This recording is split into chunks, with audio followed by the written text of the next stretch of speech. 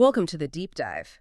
We spend our time here sifting through a lot of complex, material-leaked reports, detailed scientific papers, historical analysis, but every so often a source drops that feels less like a document and more like a literal, unexpected dispatch from the future. That is precisely the case here. The foundation for this entire deep dive stems from a single, yet profoundly ambitious statement. It's a tweet dated November 13th, 2025, from Elon Musk, which outlined the conceptual blueprint for what he named the Encyclopedia Galactica. That name, Encyclopedia Galactica, instantly tells you the cosmic scale of the ambition. It's not just a product name, it's a commitment to science fiction. It absolutely is. So our mission today is to give you the ultimate shortcut to understanding this collision of long-term civilizational planning, cutting-edge AI, and, digital infrastructure.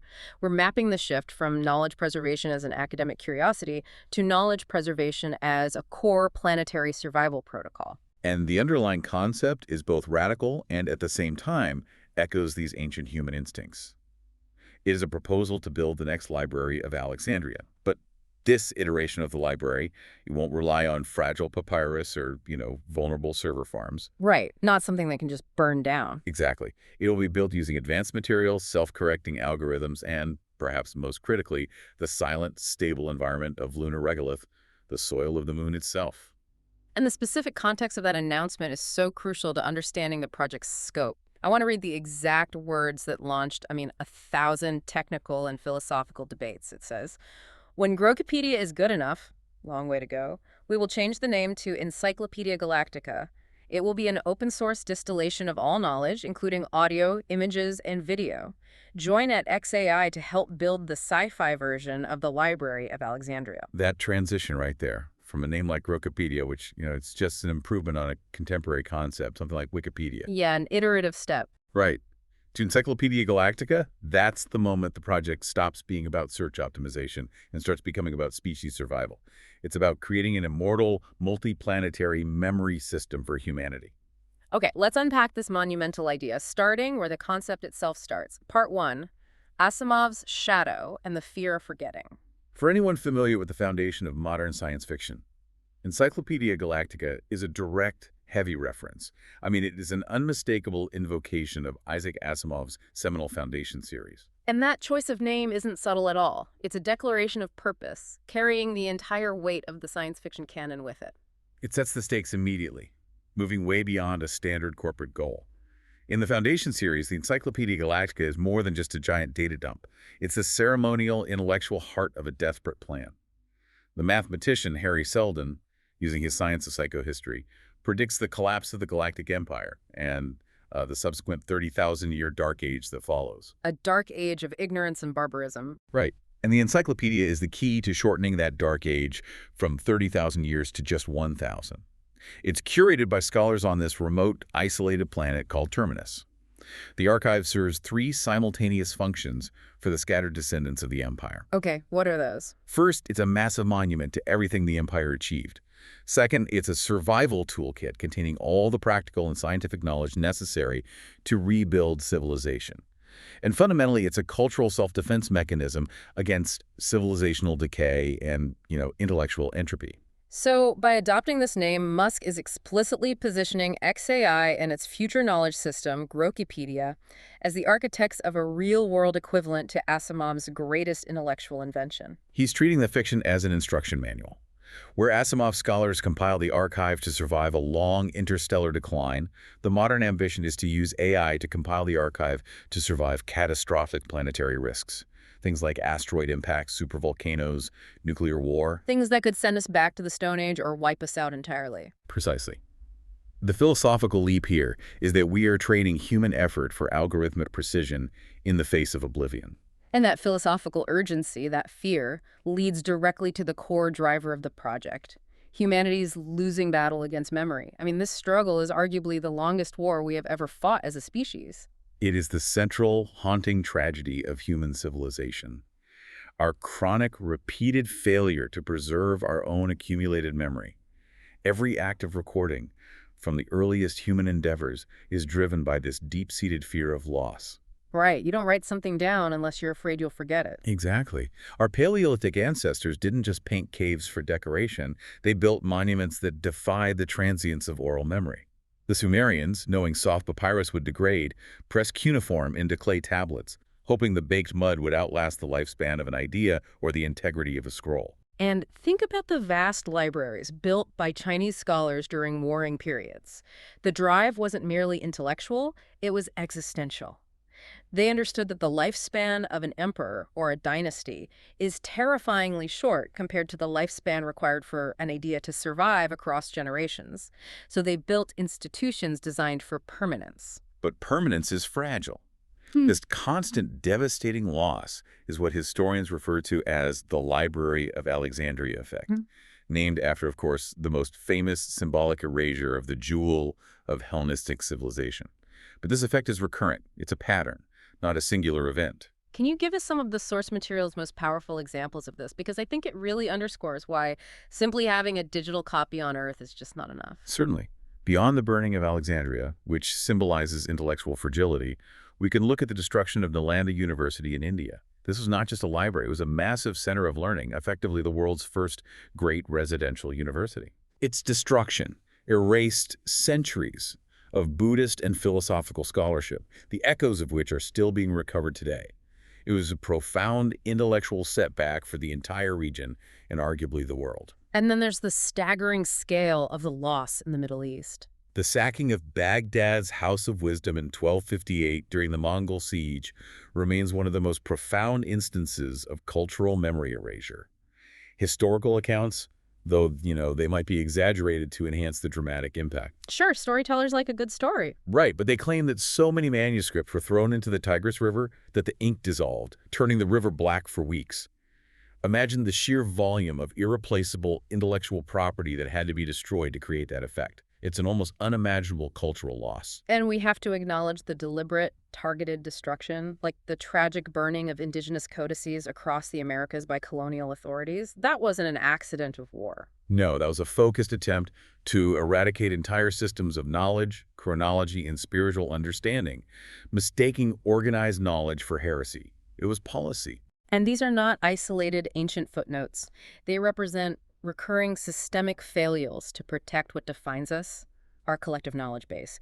And if we look to the modern world, the fragility hasn't disappeared. It's just changed substrate. It's changed its form, but it's arguably even more precarious now in some ways. How so? We assume digital means robust. Well, we are prolific creators of data, but we are demonstrably poor custodians of our digital legacy. Knowledge today is stored on media that is vulnerable to threats that simply didn't exist in 1258. Like what? We're talking about massive data center floods resulting from rapidly accelerating climate disasters, simple digital decay where hard drives fail, silicon suffers from corruption over long timescales, the threat of catastrophic cyber attacks, or even electromagnetic pulses, an EMP. And just to clarify for everyone listening, an EMP is an intense, high-energy burst of level magnetic radiation. It could come from a nuclear explosion high in the atmosphere or a specialized weapon.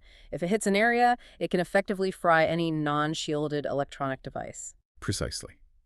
A high-altitude nuclear detonation, even if it causes no immediate casualties on the ground, could generate an EMP that wipes out unshielded digital infrastructure across an entire continent. Suddenly, the entire internet backbone becomes silent, and with it, centuries of accumulated digital memory vanish into unrecoverable bits. That's terrifying. This isn't science fiction anymore, it's a national security concern. So the philosophical thesis driving Encyclopedia Galactica is clear. Redundancy as immortality. Memory as a survival strategy. Knowledge as species insurance. It's an engineering challenge to build a memory that cannot be erased by fire, water, political ideology, or a hostile physics event. It's an active technological effort to outwit entropy itself.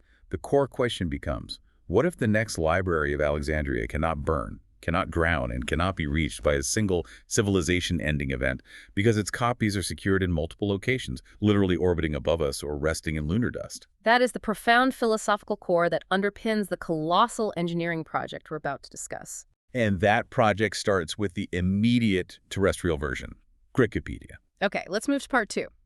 Grokipedia as the seed of the AI librarian.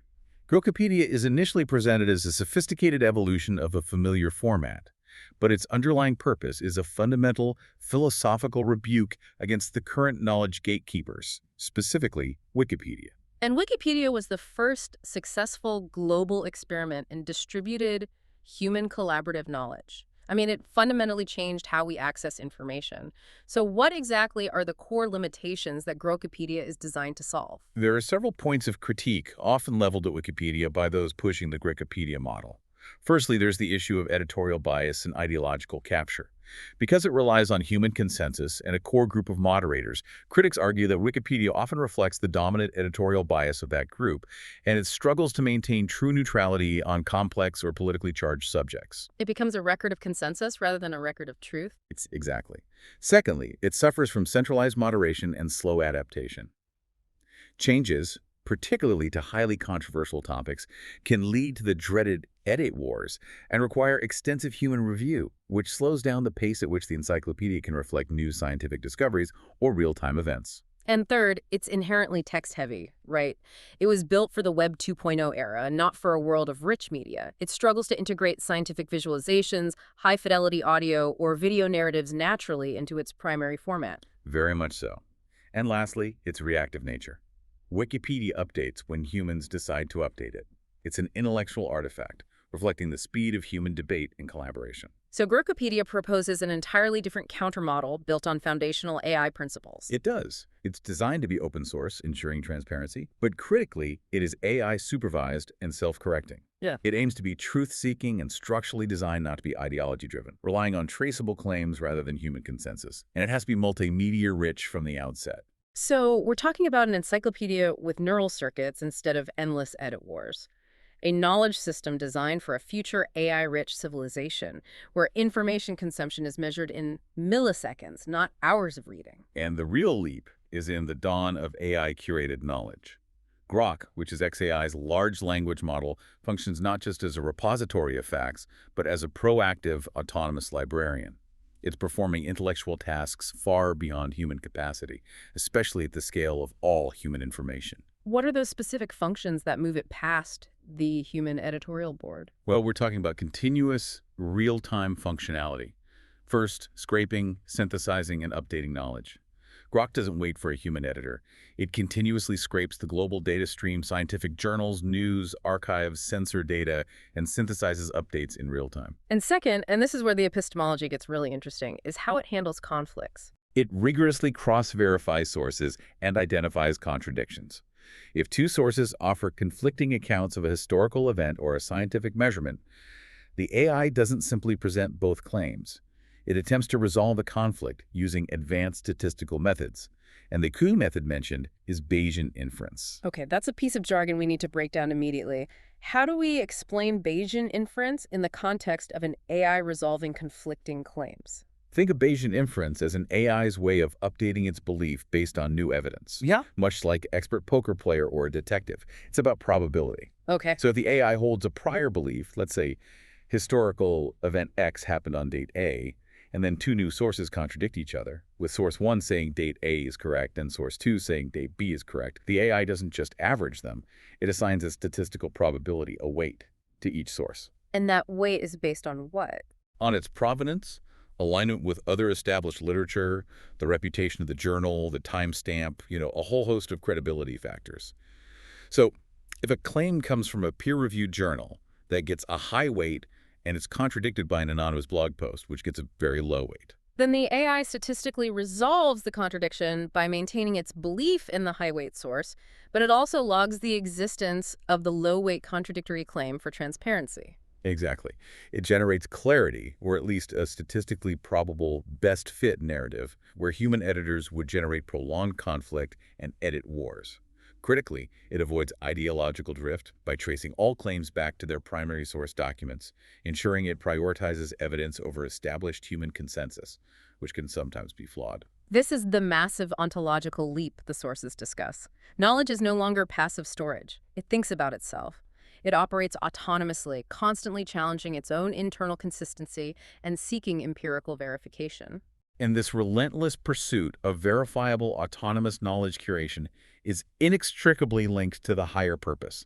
We have to connect this back to Musk's overarching philosophy, the civilizational backup strategy. Right. If the goal is to make humanity multiplanetary to safeguard consciousness against existential risk, the knowledge preservation is elevated from an intellectual luxury to a core survival protocol. It becomes part of the required pre-flight checklist for species continuation. That's right. The ethos is clear and the ambition unified. Back up the species via rockets and colonization. Back up the knowledge via Encyclopedia Galactica. Back up the culture via immortal archives. This is treating the survival of human culture as a high-priority engineering project. And this framing imbues the project with a powerful metaphorical resonance. It's not just a fancy hard drive. Not at all. Grokipedia and its successor are framed as the Rosetta Stone of the digital age, providing the key to deciphering our massive digital output. They are the Dead Sea Scrolls of the algorithmic era, preserving foundational texts in a time of ideological upheaval. And perhaps most powerfully, they are the Svalbard seed vault of human cognition. The Svalbard Seed Vault, for those unfamiliar, is a massive, geologically stable repository in the Arctic, designed to protect the world's biological diversity seeds against large-scale catastrophes like nuclear war or ecological collapse. By drawing that analogy, the project suggests that just as we must protect the biological seeds necessary to restart civilization, we must equally protect the intellectual seeds, the DNA of our consciousness and culture. It is an existential imperative translated into aerospace and materials engineering. Let's talk about that engineering. If the vision is to build a memory stronger than time, we must look at part 3, engineering immortality, the interplanetary archive blueprint. If the problem is planetary fragility, the solution is multiplanetary redundancy. Musk's answer to the historical problem of knowledge burning in one place is to store it everywhere, using the most durable media possible, leveraging the capability of SpaceX. This vision is described as Alexandria plus Apollo plus blockchain. But carved in stone and launched on rockets. I love that phrase because it captures the mix of ancient ambition, Cold War-era space effort, digital distribution, and physical permanence. This isn't just sending data, it's treating civilizational redundancy as a high-stakes aerospace engineering challenge. Yeah, absolutely. It requires extreme physical redundancy. The knowledge cannot simply reside on servers susceptible to an EMP event or atmospheric weathering. It must be etched into ultra-durable materials and sent to multiple celestial bodies. The Moon is designated as the prime vault, Mars is the second home of memory, and there are plans for orbital stations and capsules utilizing asteroid regolith for the ultimate stability. And this whole system needs an engineering spine, a process to take all the chaotic information generated by Earth and turn it into stable, interpretable memory that can last billions of years. This brings us to the core technical structure, the 7-layer stack of planetary memory. Let's walk through this layer by layer. This stack represents the transformation of knowledge from raw input to cosmic permanent Okay, memory. layer 1, raw data ingestion, the universal vacuum cleaner. What exactly does all knowledge entail? Because that's a huge claim. It means true universality, far exceeding the scope of typical academic archiving. The ingestion includes structured data like scientific papers, multimedia archives, code repositories, and biological sequences. But it also includes the unstructured data that defines our time. Sensor data from satellites and Earth systems, cultural artifacts like music and films, oral histories from marginalized communities, archaeological records, and yes, even memes. Memes. Absolutely. Because the cultural shorthand of our species, the inside jokes, the way we communicated informally, future historians will need that context. Without the seemingly trivial cultural context, the raw scientific data becomes meaningless. So if a future civilization finds this archive, they don't just get the facts, they get the jokes and the fleeting moments of our digital life. Exactly. Moving on, after ingestion, we have layer 2. Real-time synthesis. This is the dynamic self-healing layer. This is where Grok the librarian operates. Right. This is the brain. AI clusters related knowledge. It distinguishes fact from subjective claim. It constantly generates summaries, identifies knowledge gaps, and uses those complex statistical methods we discussed, like Bayesian inference, to resolve contradictions in near real time. It's the dynamic, autonomous brain of the archive, perpetually seeking coherence and completeness. Then we hit an efficiency challenge at layer 3, semantic compression. If we're ingesting all knowledge, we need to compress it without losing meaning. How is this achieved technologically? This is achieved through highly advanced computational methods, primarily using knowledge graphs and vector embeddings. Think of it this way. Standard compression, like zipping a file, just makes the file smaller, but you still need the original program to read it. Semantic compression is different. Tell us how. A knowledge graph maps the relationships between concepts rather than just storing facts in a list. Instead of saying, Newton lived in England and discovered gravity, the graph connects the node Newton to England via the relationship lived in and connects Newton to gravity via the relationship discovered. It's highly efficient and machine interpretable. And what are vector embeddings? Vector embeddings are how AI understands meaning mathematically. Every concept, word, or sentence is converted into a point in a high-dimensional mathematical space, a vector. Concepts that are conceptually close, like planet and star, are mathematically closer together in this space. So it's storing the meaning, not just the words. Precisely. This allows for extreme compression because you are storing the meaning and relationship of knowledge, not just the raw text strings. It's memory distillation optimized for machine reading and long-term storage efficiency. That's a crucial step before we get to the gatekeeping aspect at Layer 4. Verification and anti-misinformation defense. This is where the machine epistemology begins, right? This is the critical layer that decides what qualifies as knowledge worthy of eternal storage. The AI cross-checks everything. Historical claims, scientific results, provenance where the data originated, timestamps, and alignment with decades of established scientific literature. It is designed to be highly skeptical, requiring multiple independent lines of evidence before synthesizing a claim as knowledge. This layer is the proactive defense against human editorial bias being etched into lunar stone. It's meant to be. But it raises the question, what defines its initial criteria for credibility? It's still relying on human-created scientific consensus, isn't it? Right, there's the paradox. It is, which is the paradox. The system aims to self-correct inherited biases by prioritizing traceable empirical evidence. But the initial training data and the weights assigned to source types inherently reflect human ideas of what constitutes authoritative. The philosophical question here is whether a machine can be more objective about human history than humans themselves. The project asserts it can by strictly enforcing mathematical probability in its verification checks. Moving on to Layer 5. Redundant formatting. Since physical permanence is the goal, knowledge cannot rely on one form. Correct. Total redundancy requires knowledge to exist in multiple, structurally distinct forms.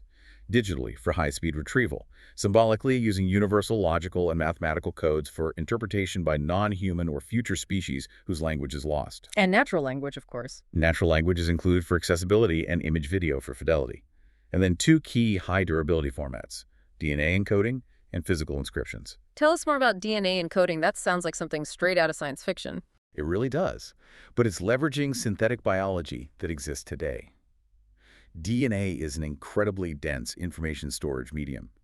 The source material mentions the potential for storing up to 215 petabytes per gram. 215 petabytes. Per gram. That is a phenomenal density. While it requires stable cryo conditions, it offers an extreme compression factor, allowing a massive volume of data to be stored in an unbelievably small, shielded container. So we have the digital, the symbolic, the biological, and the physical, which leads us to Layer 6, multi-planet physical storage. Where are these vaults going, and why are those locations chosen? The locations are chosen specifically for their ability to combat the primary enemies of long-term data: weathering, radiation, seismic activity, and temperature fluctuation. Let's start with the crime vault, the moon. Lunar caves or subterranean vaults are ideal. The moon lacks an atmosphere, which eliminates weathering and erosion. Its conditions are predictable and extremely cold.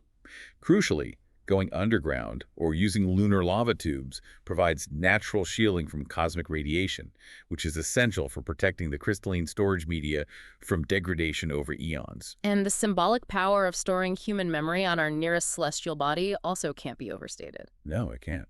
Then you have Mars, the second home. Mars offers similar geological advantages, particularly its own lava tubes.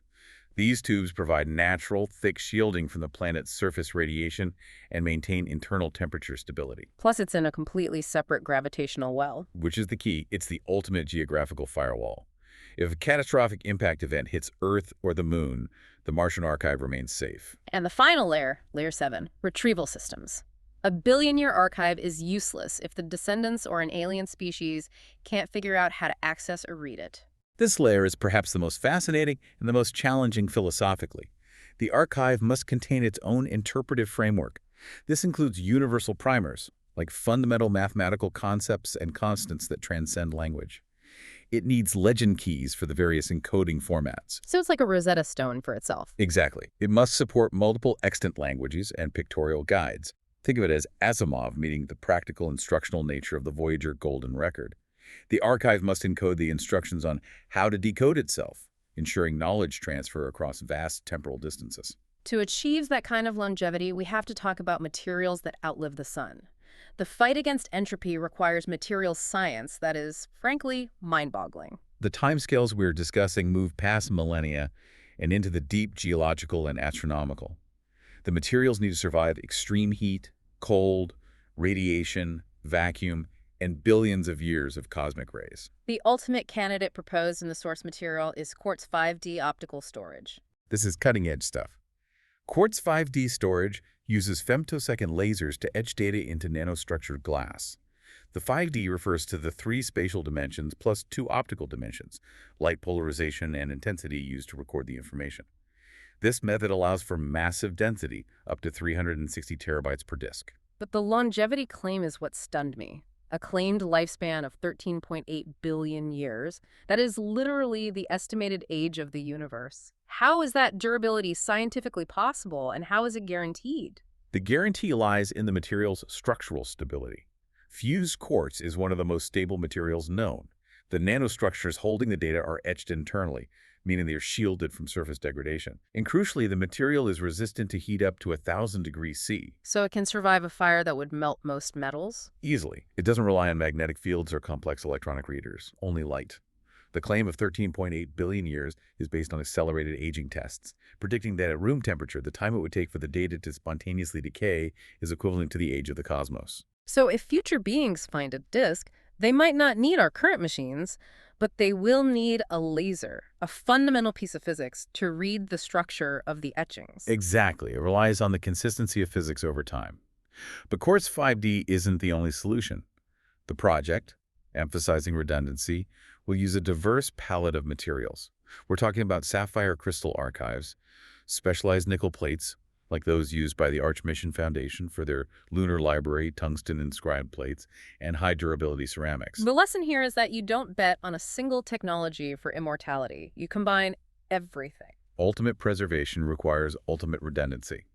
You need multiple copies in multiple formats, utilizing media resistant to different types of decay, stored in multiple geologically stable, shielded locations, waiting quietly in the lunar regolith for whoever finds them next. That is the engineering architecture of eternal knowledge. We've spent a lot of time discussing the engineering and the technical stack, which is incredible.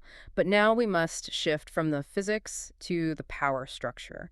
Knowledge is never neutral. It is always political. Let's dive into part 4. The epistemological battlefield who controls human memory. This is the most fraught part of the project. History gives us an undeniable truth. Knowledge is political power. Whoever curates the master archive of human civilization shapes the future. Control of memory leads directly to control of meaning, history, identity, and ultimately, the trajectory of civilization. And we have countless historical precedents for what happens when that control is seized. Indeed. The source materials remind us of these moments of control. The Qin dynasty, unifying China, burned philosophical texts, a concerted effort to unify ideological thought by eradicating dissenting historical records.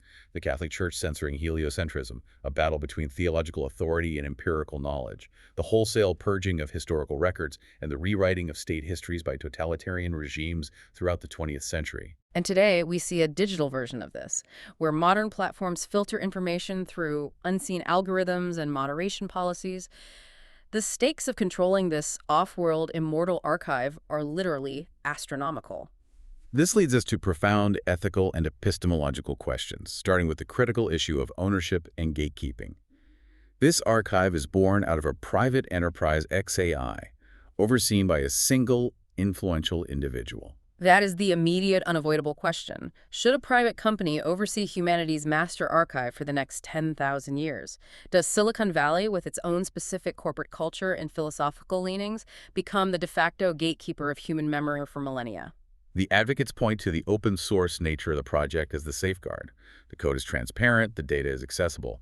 But critics argue that ownership of the physical storage sites and, more importantly, the control over the initial AI training data and the proprietary AI models like Grok that curate the knowledge, that still represents a single point of failure and potential ideological monopoly. And if that AI is performing layer 4 verification and synthesizing complex histories, the problem of defining truth becomes acute. The AI resolves contradictions, it generates best-fit narratives based on mathematical probability. So if the AI system resolves a complex, century-long historical debate, using Bayesian inference, does the AI then become the ultimate non-human arbiter of epistemology? The nature of the historical inquiry fundamentally changes. We move from debating scholarly interpretations to asking, what does the AI say happened when it processed all available data? This is particularly volatile when considering contested histories, whose version of a deeply divisive event gets etched into lunar quartz. Exactly. This archive must house the history of every nation, every faith, every conflict. How will the AI represent contested borders, different national myths, various religious narratives, or radically diverging ethical paradigms like the split between utilitarianism and deontology? If the AI is programmed to seek a singular statistically probable truth, it risks flattening necessary intellectual pluralism. Curation is choice, and that choice is power. What about the issue of bias inheritance? Even if the code is open source, the AI systems are trained on the colossal human digital footprint. And that footprint is rife with historical, cultural, and demographic biases.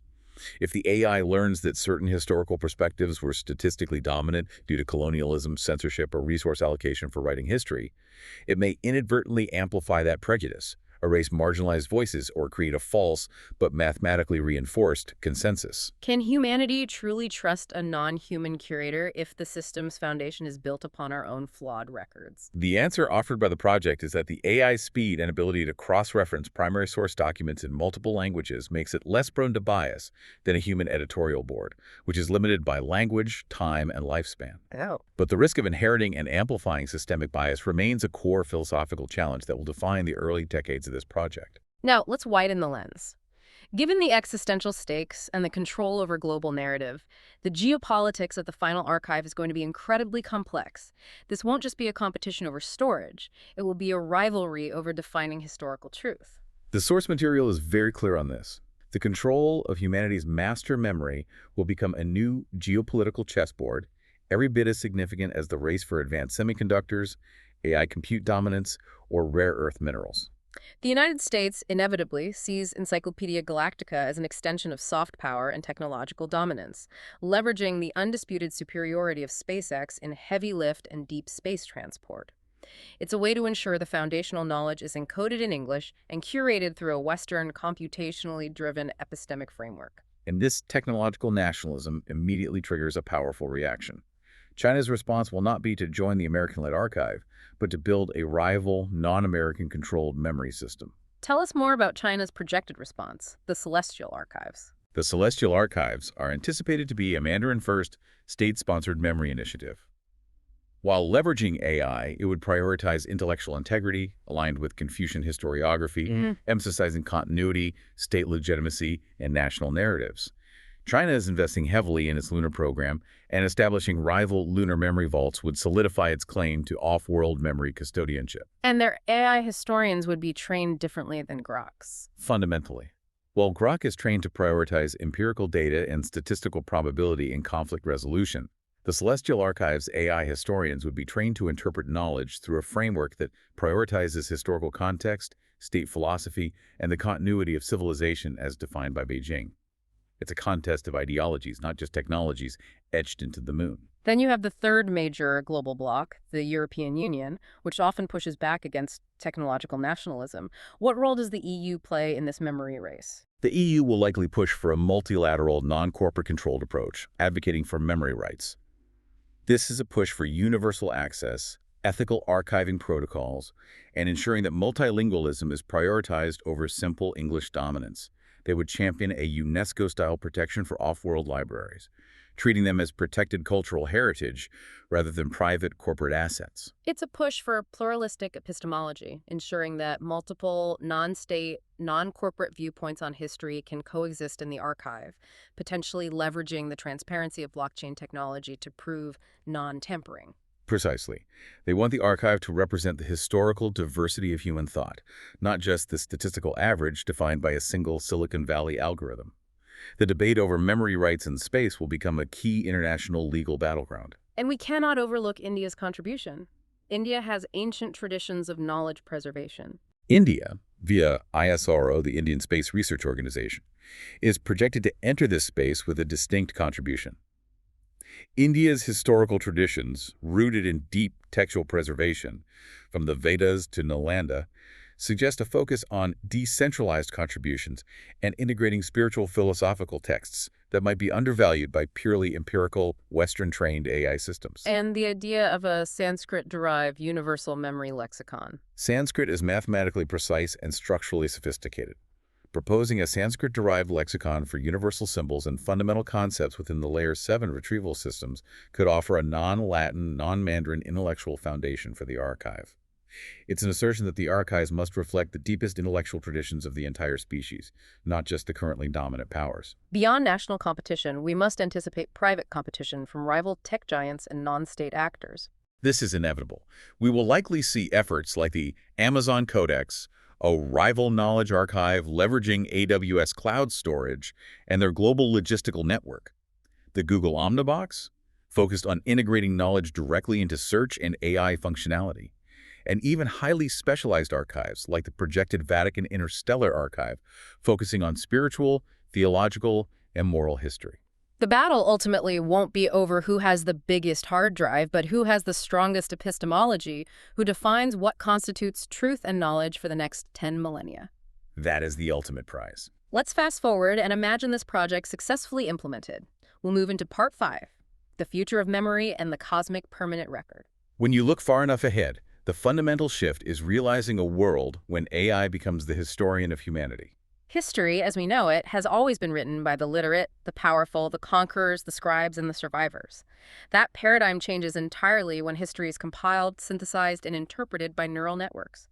This is a complete and irreversible shift in historical authority.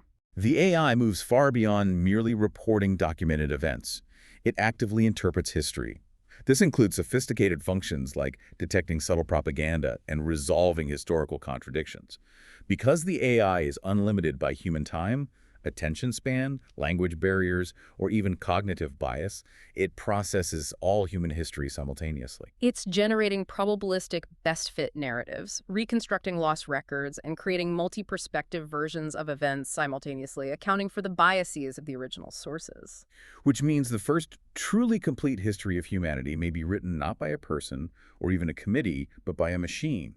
And that definitive total history will be inscribed on lunar stone, silent proof of our entire existence. But absolute knowledge creates an absolute risk. Let's talk about the risks of epistemic monopoly. This shift in historical authority poses massive systemic threats. The primary danger is censorship at civilization scale. If one government, one corporation, or one ideology gains control over the foundational AI models, the curator, they could effectively rewrite history not just for one generation, but for the entire species, erasing dissent and alternative narratives for tens of thousands of years.